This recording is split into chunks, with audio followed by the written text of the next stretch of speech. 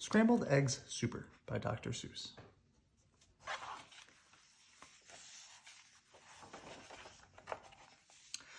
I don't like to brag and I don't like to boast, said Peter T. Hooper. But speaking of toast, and speaking of kitchens and ketchups and cake and kettles and stoves and stuff people bake, well, I don't like to brag, but I'm telling you, Liz, that speaking of cooks, I'm the best that there is.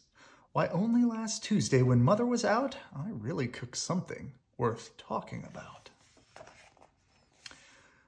You see, I was sitting here resting my legs and I happened to pick up a couple of eggs, and I sort of got thinking, it's sort of a shame, that scrambled eggs always taste the same.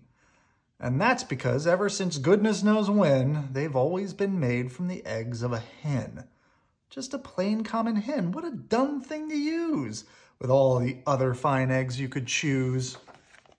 So I decided that just for a change, I'd scramble a new kind of egg on the range. Some fine, fancy eggs that no other cook cooks, like the eggs of the ruffled-neck Salamagook.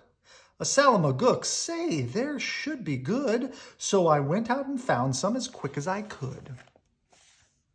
And while I was lugging them back to the house, I happened to notice a tizzle-topped grouse in a tree down the street, and I knew from her looks that her egg and the egg of the Salamagook ought to mix mighty well, ought to taste simply super, when scrambled together by Peter T. Hooper.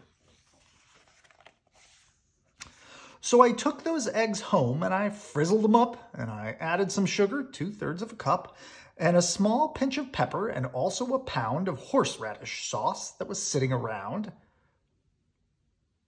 and also some nuts. Then I tasted the stuff, and I tasted quite fine, but not quite fine enough. To make the best scramble that's ever been made, a cook has to hook the best eggs ever laid. So I drove to the country quite rather far out, and I studied the birds that were flitting about. I looked with great care at a mop-noodled finch. I looked at a beagle-beaked, bald-headed grinch. And also I looked at a shade-roosting quail who was roosting right under a lassalax tail. And I looked at a spritz and a flannel-winged jay. But I just didn't stop. I kept right on my way, 'cause they didn't have eggs. They weren't laying that day. Then suddenly, boy, up that hill a short space, birds! They were laying all over the place. Great happy gay families with uncles and cousins, all laying fine strictly eggs fresh by the dozen. Why, I'd have a scramble more super than super. Scrambled eggs, super-de-duper-de-booper, special deluxe a la Peter T. Hooper. I picked out the eggs in a most careful way. I only picked those that I knew were grade A. I only took eggs from the very best fowls, so I didn't take eggs from the twiddler owls, 'cause I knew that the eggs of those fellows who twiddle taste sort of like dust from inside a bass fiddle. I went for the kind that were mellow and sweet. The world's sweetest eggs are the eggs of the queet, which is due to those very sweet trout which they eat. And those trout, well, they're sweet because they only eat wogs, and wogs, after all, are the world's sweetest frogs. And the reason they're sweet is whenever they lunch, it's always the world's sweetest bees that they munch. And the reason no bees can be sweeter than these, they only eat blossoms off buzzle-nuts trees. And these buzzle-nut blossoms are sweeter than sweet, and that's why I nabbed several eggs from the queet. But I passed up the eggs of a bird called a strudel, who's sort of a stork, but with fur like a poodle, for they say that the eggs of this kind of stork are gooey like glue, and they stick to your fork, and the yolks of these eggs, I am told, taste like fleece, while the whites taste like very old bicycle grease.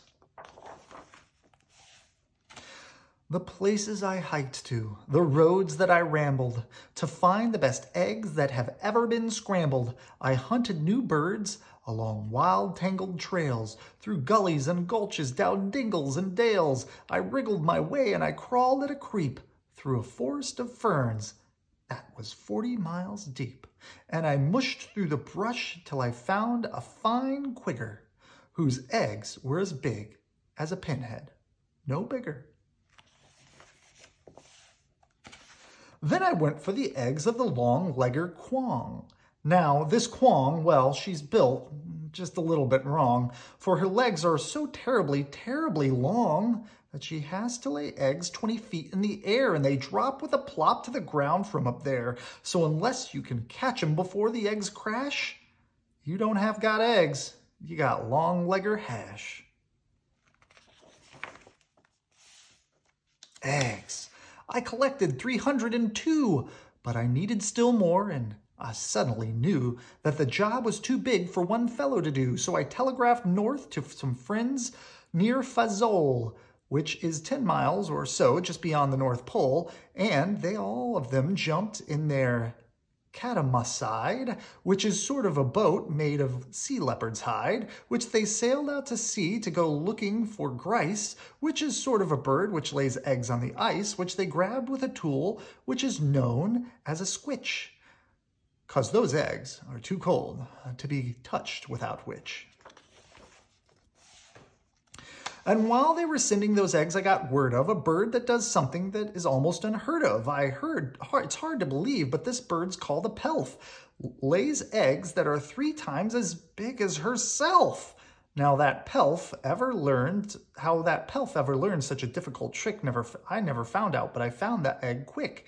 And I managed to get it down out of the nest and home to the kitchen along with the rest. But I didn't stop then, because I knew of some ducks by the name of the single-file Zimazan Zucks, who stroll single file through the mountains of Zums, quite oddly enough, with the eggs on their thumbs. And some fellows in Zums, whom I happened to know, just happened to capture 1,000 or so, and they wrapped up their eggs and they mailed them by air, marked special delivery, handle with care. I needed more helpers, and so for assistance, I called up a fellow named Ali, long distance, and Ali, as soon as he hung up the phone, picked up a small basket and started alone to climb the steep crags and the jags of Mount Struku to fetch me the egg of the Mount Struku cuckoo. Now, these Mount Struku cuckoos are rather small gals, but these Mount Struku cuckoos have lots of big pals, and they dive from the sky with the wild cackling shrieks, and they jabbed at his legs, and they stabbed at his cheeks with their yammering, clamoring, hammering beaks. But Ali, oh, brave Ali, he fought his way through, and he sent me that egg as I knew he would do for my scrambled egg super-de-duper-de-booper special deluxe a la Peter T. Hooper. In the meanwhile, of course, I was keeping real busy collecting the eggs of the 3-eyelashed tizzy. They're quite hard to reach, so I wrote on the top of a hammica, schnammica, schwammica, schnapp. Then I found a great flock of southwest-facing cranes, and I guess they've got something that's wrong with their brains, for this kind of crane, while she's guarding her nest, will always stand facing precisely southwest. So to get at those eggs wasn't hard in the least. I came from behind from precisely northeast.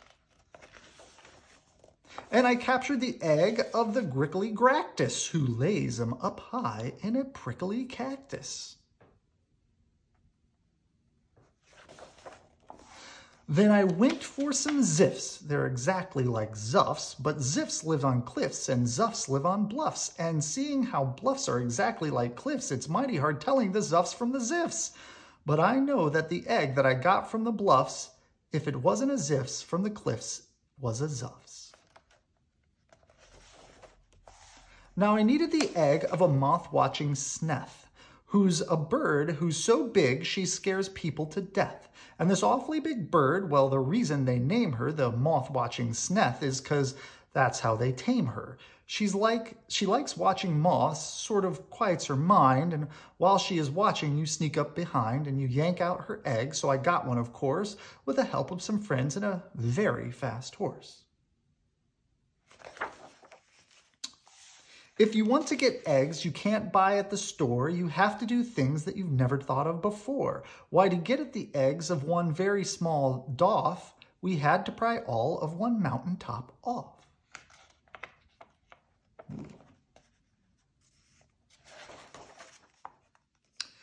Then I heard of some birds who lay eggs, if you please, that taste like the air in the holes of Swiss cheese, and they live in the big Zanzibar trees. So I ordered a tree full. The job was immense, but I needed those eggs and said, hang the expense. I still needed one more, and I saved it for last, the eggs of the frightful bombastic aghast. And that bird is so mean, and that bird is so fast, that I had to escape on a jast, a fleet-footed beast who can run like a deer, but it looks sort of different. You steer him by ear.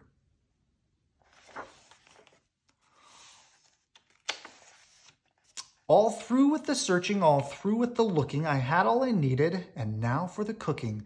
I rushed to the kitchen and place where I'd stack 'em. I rolled up my sleeves and unpacked 'em and cracked 'em and shucked 'em and chucked 'em in 99 pans. Then I mixed in some beans. I used 55 cans.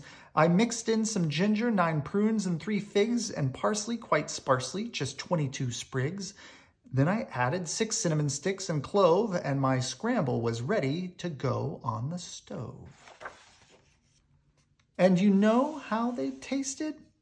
They tasted just like, well, they tasted exactly just like scrambled eggs super-de-duper-de-booper, special deluxe a la Peter T.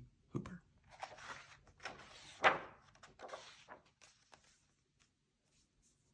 Good night. I love you.